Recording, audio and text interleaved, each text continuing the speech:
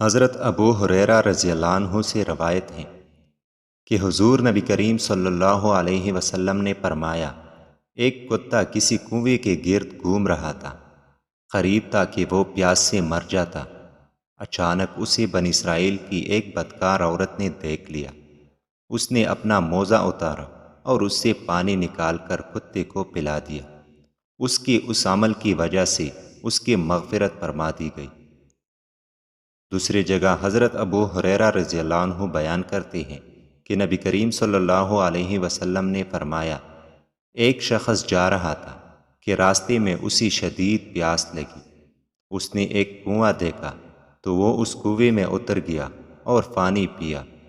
جب وہ کنویں سے باہر نکلا تو اس نے دیکھا کہ ایک کتا پیاس کی وجہ سے ہانپ رہا ہے اور کیچڑ چاٹ رہا ہے۔ اس شخص نے سوچا کہ اس کتے کی بھی پیاس سے وہی حالت ہو رہی ہے جو کچھ دیر قبل میری ہو رہی تھی، بس وہ کنویں میں اترا اور اپنے موزے میں پانی بھرا، پھر اس موزے کو منہ سے پکڑ کر اوپر چڑھا اور کتے کو پانی پلایا۔ اللہ تعالیٰ نے اس کی یہ نیکی قبول کی اور اس کی مغفرت فرما دی۔